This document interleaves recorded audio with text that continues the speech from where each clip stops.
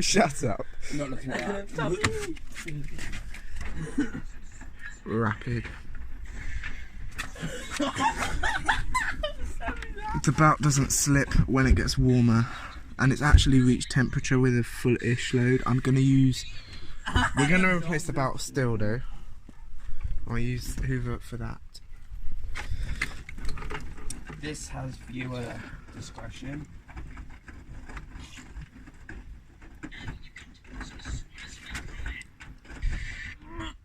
But the fact it's actually tumbling well with small paddles.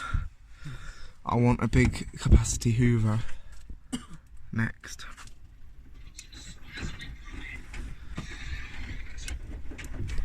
Detergents.